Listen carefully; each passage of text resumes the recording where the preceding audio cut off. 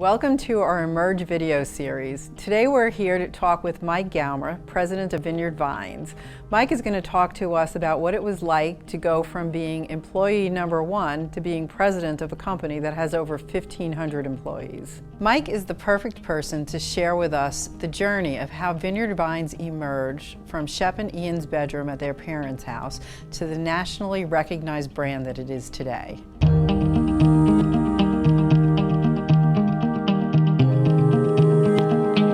Can you tell us a little bit about the backstory of Vineyard Vines? Vineyard Vines was started in 1998 by Shep and Ian Murray, two brothers who lived in Greenwich, Connecticut, and were commuting to New York City. We started out of the guys started out of their parents' bedrooms, the bedrooms they grew up in. That was the first warehouse, and we kind of grew from there over the last 15 years. We've added men's, women's, kids apparel. And we are focused on delivering a promise of every day should feel this good, which is the way we kind of approach our lives. What was your life like as employee number one 17 years ago when you started? You know, it was a little bit different than today. I went to college with Ian, and I was fishing buddies with Shep, and came up to Connecticut when Shep was on his honeymoon. So it was a 2-week gig that turned into 15 plus years. So in those early days, you know, we lived in the house that was our office and doubled as our warehouse in those days. So we would wake up, we'd always get to the office by 9, right? So that meant walking from our bedrooms into the office, and we would spend the morning hours. Talking on the phones, talking about how do we make better ties, how to make them faster, how do we make them, how do we improve them, how do we do a better job with customer service, answering emails, trying to figure out how to build an e-commerce website. That wasn't the easiest thing to do then, and so we spent a lot of time talking about running the business. In the early afternoon, we would drop what we were doing, go over to Shep and Ian's parents' house, which is where the ties were stored, and we would pick the orders for the day, drive back to the office, and ship them out. And we did that pretty much every day for the first 4 or 5 years. What does your typical day look like now? I get to pack less ties every day, but I spend a lot of time. I still spend a lot of time strategizing with Shep and Ian about where they want the business to go and how are we going to get there. And then I spend a lot of time with the management team that we've built, making sure that they know where the Shep and Ian want to go and that they have the right answers, and we figure out together how we're going to move the business where we want to go. So I spend a lot more time in meetings, a lot less time packing boxes, but still a lot of time with the team. Mike, what do you miss about the early days? And what don't you miss about the early days? Fair. In the early days, it was great. As I said, we would drop everything we were doing, go downstairs to the warehouse, pack boxes together. I miss that. There's a lot of, camaraderie in that. Everyone was kind of focused on the same thing. We all were doing the same thing.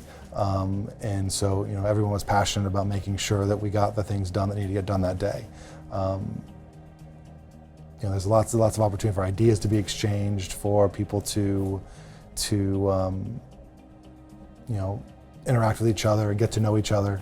So that was a lot of fun. Really participate in the business. Yeah.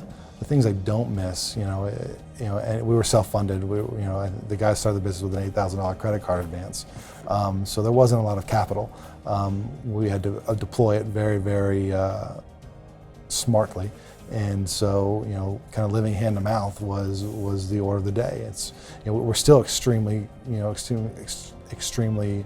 responsible with what we're doing, but we don't worry so much about making payroll this week or making sure that we can pay our vendors and making sure that there's enough money to grow the business.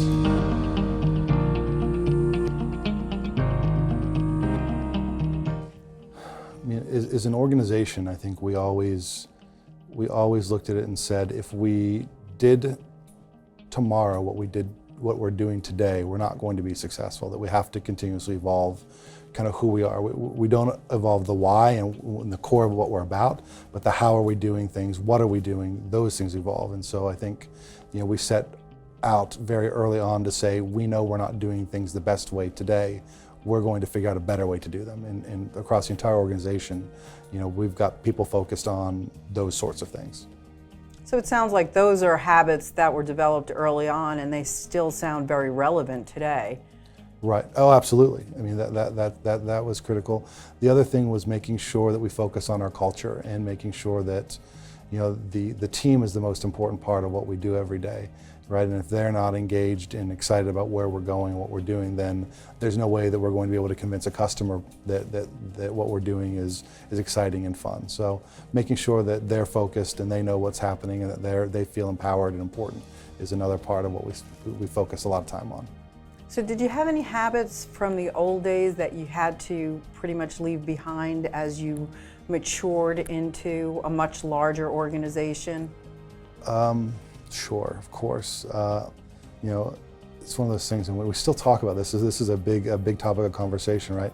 Bigger doesn't mean more process. It doesn't mean more structure necessarily, right? There's certain elements of that you have to put in, but it's something we struggle with today, making sure that we're not over-analyzing things, over-processing, giving people too much direction.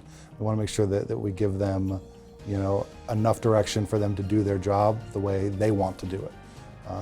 Those sorts of things we've struggled with, and we continue to struggle, but we're focused on trying to make them better.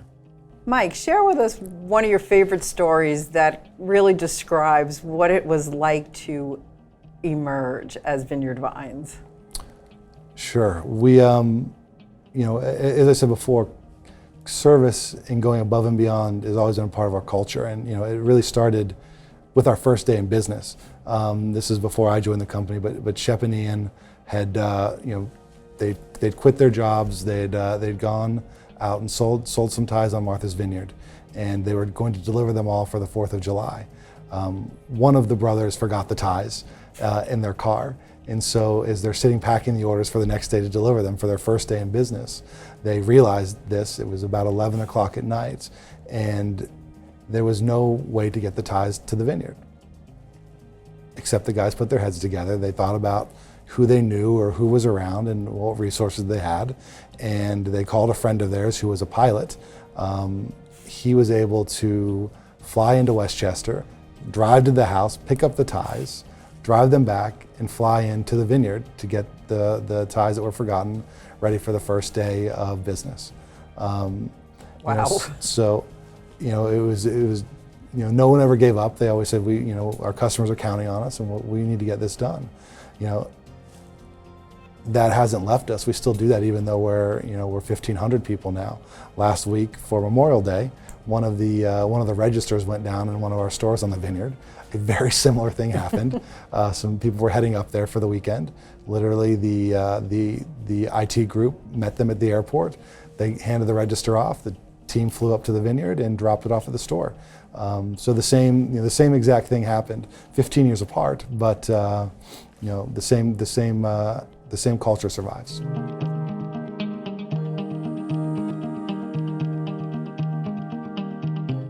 Sure. We used to spend a lot of time thinking about how would we keep the lights on, how would we manage our labor, how would we make sure we had enough tape in the guns, things that really didn't help us grow and expand on the Vineyard Vines brand and on the promise of every day should feel this good to our customers.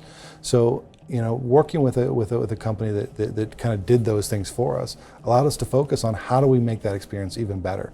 How do we reach new markets? How do we talk to a new product or develop a new product better?